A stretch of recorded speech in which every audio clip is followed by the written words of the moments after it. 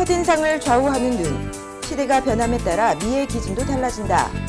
또 요즘은 환자의 특성에 따라 그 시술 방법도 달라진다고 하는데 제이신 건강 플러스, 오늘은 아름다운 눈매 만들기에 대해 자세히 알아봅니다.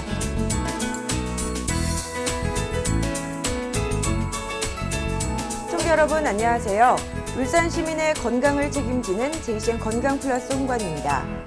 눈은 마음의 창이라고 불릴 만큼 사람의 인상을 결정하는 중요한 부위입니다. 그래서 오늘은 사람의 첫인상을 결정짓는 아름다운 눈매 만들기에 대해서 알아보겠습니다.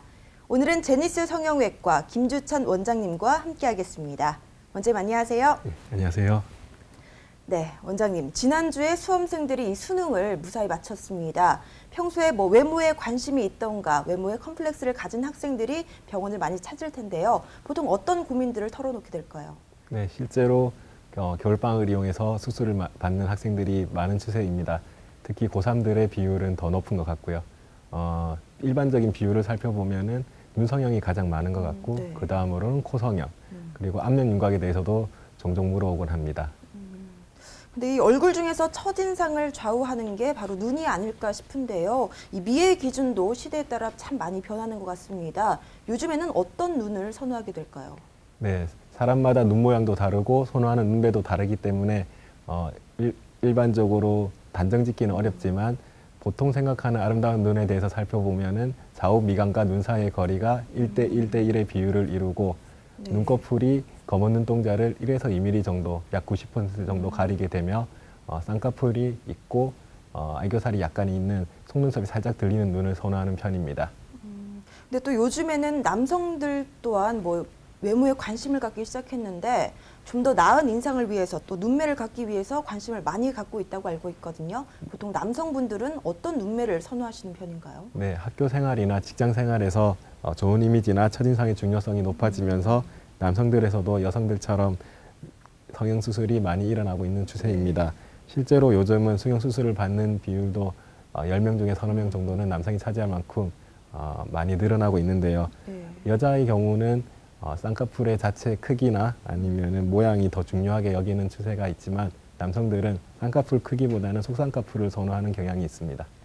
네, 알겠습니다. 근데 이 눈매를 교정한다는 것이 미용적인 측면뿐만 아니라 실생활과도 참 연관이 많을 것 같은데 특히 눈 뜨는 힘이 약하신 분들 또 나이가 드신 분들은 어떻게 눈매를 교정하는지 이런 것들이 좀 궁금해지는데요. 네, 아름다운 눈은 어느 시대에나 미인의 첫 번째 조건으로 여겨져 왔고 크고 또렷한 눈매는 인상이 밝아 보이고 적극적이고 개방적인 느낌을 주기 때문에 연령을 불문하고 좋은 인상을 가지기 위한 많이 고려하고 있습니다. 수술법에는 비절개법, 부분절개법, 절개법 등이 있는데요. 수술법을 선택할 때 연령의 의미 있는 요소이기는 하지만 절대적인 기준은 되지 않습니다. 그러나 대체적으로 젊은 사람들의 경우는 비절개법이나 부분절개법을 주로 하는 추세이고 나이 드신 분들의 경우에는 절개법이 좀 더 많이 시행되고 있습니다. 아름다운 눈매를 위한 다양한 시술법을 소개해 주셨는데 먼저 시술법 하나하나 살펴보죠. 먼저 매몰법부터 알아보겠습니다. 네, 보통 찝는 방법으로 많이 알려진 비절개법은 쌍꺼풀 라인을 따라서 작은 구멍 몇 개를 만들고 실을 이용해서 쌍꺼풀을 만드는 방법입니다. 장점으로는 피부나 근육에 절개를 가하지 않기 때문에 붓기가 좁고 수술 시간이 20분 내로 짧습니다. 또한 일상생활에 불편함이 거의 없으며 자연스러운 라인이 형성되는 장점이 있습니다. 하지만 조직을 제거하지 않기 때문에 조직이 필요한 경우에는 제한적으로 시행할 수 있습니다. 그렇다면 피부가 조금 늘어졌던가 눈이 두툼한 분들은 어떤 방법으로 개선할 수 있을까요? 네, 절개법이나 부분절개법을 시행할 수 있는데요. 절개법의 경우에는 쌍꺼풀 라인을 따라서 피부를 절개하고 여분의 피부나 알륜근을 제거하고 필요하다면 지방 조직도 같이 제거하면서 두툼한 경우에는 효과적으로 시행할 수 있는 법입니다. 또한 필요하다면은 눈 뜨는 힘을 도와주는 구조물들을 묶어서 눈매 교정도 같이 시행할 수 있고요. 부분절개법은 쌍꺼풀 라인을 따라서 3에서 5mm 정도의 작은 창을 만들어서 네. 거기에서 알륜근을 제거하고 그 절개법과 비슷하게 시행을 하지만 피부를 제거하지 못하는 단점이 있고요. 젊은 사람들 피부를 제거할 필요가 없는 경우에는 효과적으로 사용할 수 있겠습니다. 네, 매몰법과 절개법에 대해서 간단히 설명을 해주셨는데 최근에는 좀 더 간단한 수술법들이 많이 나오고 있더라고요. 예전의 수술법과 어떤 차이점이 있을까요? 네, 요즘 시행되는 비절개법은 이중매몰법, 다매듭 연속법, 자연윤착법 등 다양한 이름으로 여러 방법들이 시행되고 있는데요. 네. 결국 덜 침섭적이면서도 안 풀리는 쌍꺼풀을 만드는 노력이라고 생각하시면 될 것 같습니다. 따라서 이전과 가장 큰 차이는 단순한 방법을 획일적으로 사용하는 것이 아니라 각 환자에 맞춰서 적절한 방법을 보다 다양하게 강구할 수 있다는 큰 차이점이 있다고 생각합니다. 그리고 환자의 눈 상태에 맞춰서 약간 맞춤형 수술이라고 생각하면 될까요? 네, 그렇습니다. 알겠습니다. 그럼 이번에는 앞트임과 뒷트임 수술에 대해서 알아볼 텐데 이건 정확히 어떤 시술법인가요? 네, 동양인 특히 한국인들은 40% 정도가 몽고주름을 가지고 태어난다고 하는데요. 몽고주름이란 안쪽 눈꼬리 부분을 덮고 있는 피부주름을 말합니다. 이 몽고주름에 의해 안쪽 눈꼬리 부분이 덮여서 실제 눈 사이 거리보다 멀어 보이고 네. 눈이 작고 답답하게 보이게 되는데요. 앞트임 수술은 눈 안쪽의 주름을 제거함으로써 자기 눈이 원래 가지고 있던 구석 사이즈를 찾아주는 수술입니다. 눈과 눈 사이 간격이 넓거나 눈이 작은 분들에게 권하는 수술로 쌍꺼풀 수술과 병행하면 실제 눈의 길이가 길어지고 양미간의 폭이 좁아져 훨씬 매력적인 눈을 가질 수 있습니다. 뒤트임 수술은 눈꼬리 부분 바깥쪽 길이를 연장하거나 눈꼬리가 올라가는 경우에는 눈꼬리를 내리는 목적으로 시행할 수 있는 수술입니다. 근데 또 주변에서 보니까요, 이 졸려 보이는 눈 때문에 고민하시는 분들이 참 많더라고요. 이런 분들은 어떻게 개선할 수 있을까요? 네, 눈동자가 검은 눈동자를 가리느냐에 따라서 눈매가 달라지게 되는데요. 이는 주로 눈뜨는 근육의 힘이 약하기 때문이며 미용적으로도 매우 중요한 포인트입니다. 정상인 사람이 편안하게 눈을 떴을 때 눈꺼풀에 미치는 검은 눈동자 윗부분이 1에서 2mm 정도 가리게 됩니다. 젊은 사람의 경우에는 1mm 정도 가리는 걸 선호하게 되고요. 나이 드신 분들은 2mm 정도 가리는 걸 선호하고 있습니다. 눈동자가 충분히 노출되지 않는다면 이를 보상하기 위해서 이마 근육을 사용해서 눈썹을 많이 들게 되고요. 이에 따라서 이마에 주름도 생기는 부작용도 생길 수가 있습니다. 늘어지거나 약해진 눈뜨는 근육을 근육 및 근막을 찾아서 그 건판에 고정해 줌으로써 눈뜨는 힘을 보완하고 개선을 시킬 수 있습니다. 눈매 교정술은 눈에서 검은 눈동자와 흰자가 노출되는 정도를 조절함으로써 보다 예쁜 눈을 만들 수 있기 때문에 섬세하고 숙련된 기술이 필요한 수술이라고 생각합니다. 네, 잘 알겠습니다. 그럼 눈매 교정을 위한 다양한 이야기를 나누고 있는데요. 실제 시술 사례를 한번 살펴보겠습니다. 네, 첫 번째 사례는 눈 뜨는 정도는 좋아 눈매 교정 없이 부분 절개법으로 수술한 분입니다. 쌍꺼풀이 생기면서 눈매가 입체적으로 시원하게 또렷해진 것을 보실 수 있습니다. 두 번째 사례는 눈 뜨는 힘이 약해 비절개 눈매 교정을 시행한 부분입니다. 비절개법으로도 경도의 눈꺼풀 처짐은 충분히 교정할 수 있는 것을 확인하실 수 있습니다. 참 이 위에 분들 사례 보니까요, 좋은 결과가 나타난 것 같은데 간혹 가다가 뭐 잘못된 눈 성형이나 부작용으로 뭐 고민하시는 분들, 스트레스를 받는 분들 많으실 것 같은데 이런 분들 뭐 재수술이 가능한가요? 네, 쌍꺼풀 수술이 우리나라에서 가장 많이 이루어지고 있는 수술만큼 재수술도 가장 높은 비율로 이루어지고 있습니다. 재수술이 필요한 경우에는 쌍꺼풀이 풀어지거나 희미해진 경우가 가장 흔하고요. 그리고 수술 흉터가 눈에 잘 띄거나 함몰된 경우, 그리고 쌍꺼풀이 두툼하고 우리가 흔히 말하는 소시지처럼 된 경우, 그리고 눈꺼풀 위쪽이 함몰되면서 눈을 잘 못 뜨는 경우, 그리고 양쪽에 비대칭이 생긴 경우 등이 있습니다. 어떠한 경우에도 각각의 원인을 찾아서 교정이 가능하다고 생각합니다. 네, 알겠습니다. 근데 요즘에는 이 나이가 드신 분들도 눈매 교정술 많이 한다고 들었거든요. 이 나이가 들면서 눈 아래에 있는 살들이 많이 처져서 인상이 어두워 보인다고 하잖아요. 이런 분들은 어떻게 개선할 수 있을까요? 네, 노화가 진행되면 윗눈꺼풀뿐만 아니라 아랫눈꺼풀의 변화도 생기는데요. 주로 많이 생기는 변화가 아랫눈꺼풀이 두툼해지고 살이 늘어지게 되는 변화를 많이 호소합니다. 네. 고식적으로는 피부를 절개해서 근육을 자르고 들어가서 근육 그 속에 있는 여분의 지방을 제거하는 방법을 시행했지만 최근에는 결막을 통해서 여분의 지방을 제거하고 알륜근은 보존하고 남는 피부는 피부에서만 제거하는 방법으로 개선하고 있습니다.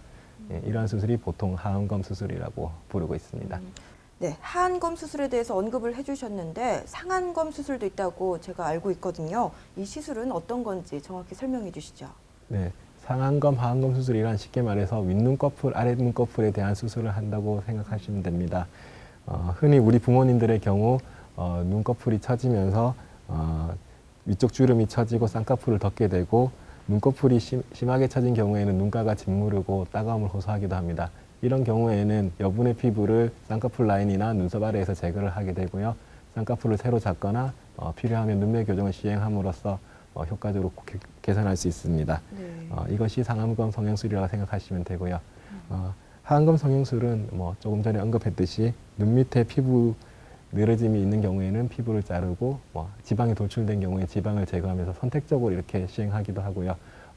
너무 처짐이 심하거나 알륜근 자체의 힘이 많이 약한 경우에는 고식적인 방법으로 그 알륜근까지 박리하고 골막에 걸어서 튼튼하게 탄력을 재생하는 경우도 하기도 합니다. 근데 설명을 듣고 있으니까 이 상안검 수술, 약간 쌍꺼풀 라인을 만들 수 있다 이렇게 말씀을 해주셨는데 그렇다면 뭐 일반적인 쌍꺼풀 수술과 다를 게 없지 않나 이런 생각이 들거든요. 어떤 차이점이 있을까요? 상안검 성형술은 늘어져서 눈을 가리는 피부를 없애주는 것이 주된 목적이고 부차적으로 쌍꺼풀을 만들든지 눈 뜨는 근육을 당겨주든지 하면서 전반적인 포괄적인 개념이라고 한다면 쌍꺼풀 수술은 쌍꺼풀 자체를 만드는 걸 목적으로 하는 수술이라고 생각하시면 될 것 같습니다. 따라서 쌍꺼풀 수술보다는 상안검 성형술이 좀 더 포괄적인 개념이라고 여기면 될 것 같습니다. 그렇다면 이 상안검 성형술로 눈매를 교정은 하고 싶은데 쌍꺼풀 라인이 생기는 것은 싫다. 이런 분들은 어떤 치료법으로 개선할 수 있을까요? 네, 보통 없던 쌍꺼풀이 생기는 것을 어색하다고 생각하거나 싫어하시는 분들이 있는데요. 보통 중년의 남성들에서 그런 말씀을 많이 하십니다. 이런 경우에는 눈썹 밑에서 피부를 절제함으로써 눈꺼풀 처짐을 개선할 수 있습니다. 눈썹화 절제술이라고 부르는데요. 네. 원래 쌍꺼풀이 있던 분이나 또는 없던 분이라 할지라도 모두 사용할 수 있고 또 쌍꺼풀이 있었던 분이라면은 눈썹 처짐을 개선함으로써 이전에 젊었을 때의 쌍꺼풀을 회복시킬 수 있다고 생각하면 됩니다. 눈썹에 절개를 함으로써 흉터에 대해서 걱정을 많이 하시는데요. 실제 눈썹 경계 안쪽에서 절개가 이루어지기 때문에 흉터는 실처럼 가는 얇은 흉터로 남아서 눈에 띄진 않고요.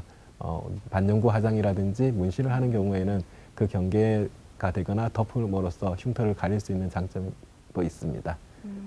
이 상안검 성형술이나 눈썹화 거상술, 아무래도 눈 수술이기 때문에 외출이나 일상생활에 지장이 있을 것 같은데 어떤가요? 네, 눈꺼풀 수술의 경우에는 일상생활에 제한은 전혀 필요 없고요. 수술 후에 회복 바로 일상생활이 가능하다고 여기시면 됩니다. 그러나 무리한 운동이나 사우나 같은 것은 2주 정도 피하는 것이 좋고요. 만약에 봉합을 한 경우에는 5에서 7일 정도의 봉합살을 제거하게 되는데 이 이후에 세안을 하시고 화장도 가능하게 됩니다. 그리고 또 궁금한 게 있는데요. 이 나이가 들면 성형을 하면 어색할 수 있다. 또 나이가 들면은 근육이 다시 처질 수 있다. 이렇게 고민하신 분들이 참 많거든요. 이런 점에 대해서 좀 해결 좀 해주시죠. 네, 보통 상안검 성형술로 어색하게 과도하게 큰 경우에는 대부분이 쌍꺼풀이 큰 경우입니다. 네. 나이 드신 분들의 경우에는 한 번 수술로 오랜 효과를 바라는 경우가 많아서 보통 저희들이 생각하는 아름다운 크기보다 더 큰 쌍꺼풀을 원하는 경우가 종종 있는데요. 이런 경우에는 시간이 지나도 어색하고 가수술한 듯한 느낌이 지속되게 됩니다. 네. 따라서 가능하면은 어느 정도 수준까지의 쌍꺼풀 크기만 추구하는 것이 좋을 것 같고요. 다시 처지는 증상에 대해서 말씀드리면은 수술을 한다고 해서 노화가 멈추거나 더 이상 진행되지 않는 건 아닙니다. 수술 전에도 수술 후에도 지속적으로는 노화가 진행되고 있기 때문에 결국에는 다시 처짐이 나타난다고 말씀드릴 수 있는데요. 그 속도는 자기 피부의 관리라든지 영양 공급, 적절한 운동, 충분한 수면 이런 등의 영향을 받아서 충분히 늘릴 수 있다고 생각합니다. 네, 이 눈썹화 거상술과 상안검 수술 이거 동시에 같이 받아도 되는 건가요? 네, 어떻게 보면은 눈 쪽에 여러 가지 수술을 한다고 부담이 되지 않을까 걱정하시는 분들이 종종 있습니다. 그러나 실제로 해부학적으로 근처에 위치할 뿐이지 따로 다른 부분에 수술하는 것이기 때문에 동시에 받아도 전혀 부담이 되지 않고 각각의 수술 자체가 최소한의 침습 효율적으로 시행을 하고 있고 전체 수술 시간도 1시간 이내에 대부분 해결할 수 있기 때문에 전반적인 무리가 가지는 않습니다. 그럼 치료 효과는 얼마나 유지되는지도 궁금한데요. 네, 수술에 따라서 이게 몇 년 동안 간다 이렇게 장담할 수는 없지만 대부분 통상 상안검 수술, 하안검 수술을 했을 때 5년에서 10년 정도 젊어졌다고 말씀하시는 분들이 많이 계십니다. 네.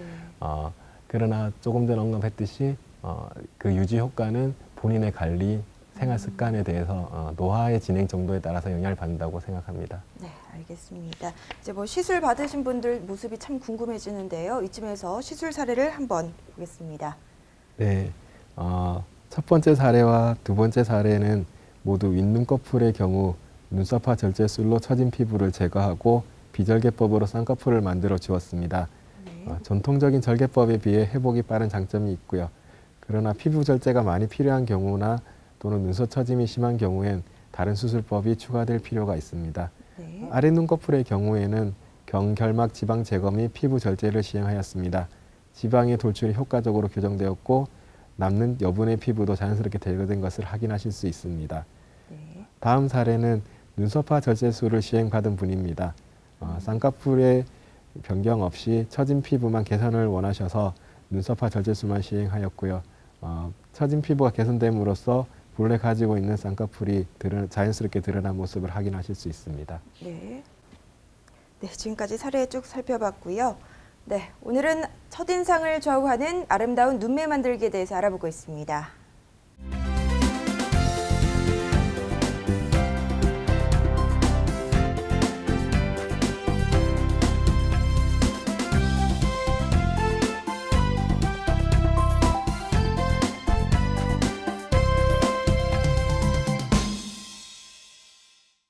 이번에는 알쏭달쏭 코너입니다. 알고는 있지만 정확하지 않은 의학 상식에 대해서 몇 가지 뽑아봤는데요. 원장님께서 속 시원하게 답변해 주시죠.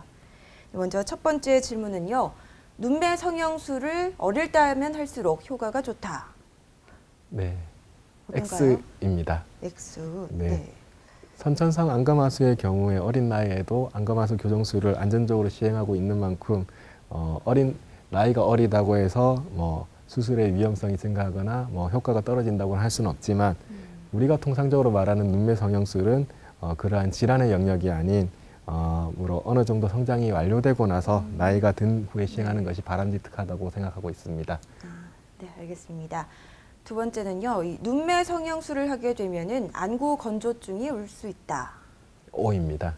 올 수 있군요. 네, 눈매 성형술뿐만 아니라 조금 전 언급드린 상안검, 하안검 성형술을 했을 때 눈꺼풀 자체의 기능이 일시적으로 제한되거나 떨어지는 경우가 생깁니다. 네. 안구 건조증뿐만 아니라 시력에도 영향을 주는 경우가 있는데요. 대부분 1년 이내에 정상적인 기능을 찾아간다고 보시면 됩니다. 알겠습니다. 앞트임, 뒤트임 수술을 하면은 시간이 지나면 원래대로 붙을 수 있다. 이거는 X입니다. 예. 정확히 설명하자면 수술 초기에 효과가 있었는데 시간이 지나면서 효과가 없어진 경우라고 생각되는데요. 그러나 실제 절개하고 재배치한 조직이 상처 회복이 된 후 다시 붙는 경우는 없습니다. 그러나 효과가 없어지는 그 원인을 살펴보면 네. 제일 흔한 게 반응 구축에 따라서 원래 수술의 목적만큼 회복했던 길이가 줄어들게 되는 경우라고 생각할 수 있겠습니다. 네, 지금까지 알쏭달쏭 의학 상식에 대해서 알아봤습니다. 네, 오늘 아름다운 눈매 만들기에 대해서 알아봤는데요. 마지막으로 원장님께서 정리해 주시죠. 네, 쌍꺼풀 수술은 빈도가 높고 가장 쉬운 수술이라고 생각하기 쉽습니다. 하지만 양측의 대칭을 맞추어야 하고 움직이는 구조물이므로 다른 수술에 비해 훨씬 섬세하고 세심한 기술을 많이 필요로 합니다. 특히 눈 성형은 획일적이고 정형화된 수술이 아니라 환자가 가지고 있는 본인의 입체적인 전체 얼굴 속에서의 조화가 중요한데요. 따라서 눈 모양과 주변 조직의 상태를 고려해야 되고 얼굴형과 눈, 코와의 조화를 충분히 고려해야 한다고 생각합니다. 따라서 획일적 수술에 의한 눈 성형보다는 다양한 방법으로 수술을 할 수 있는 경험 많은 의사가 충분히 상담만 하는 수술 방법을 결정하는 것이 안전하다고 생각합니다. 네, 무엇보다 중요한 것은 전문의와 함께 충분한 상담 후에 수술 방법을 결정해야 한다는 것 명심하셔야겠습니다. 오늘은 제니스 성형외과 김주찬 원장님과 함께 아름다운 눈매 만들기에 대해서 알아봤습니다. 원장님 고맙습니다. 네, 감사합니다. 사람의 인상을 결정하는 눈, 아름다운 눈매를 만들기 위한 다양한 방법이 있다고 하니까요. 한번 고려해 보셔도 좋을 것 같습니다. JCN 건강 플러스는 여기서 마치겠습니다. 고맙습니다.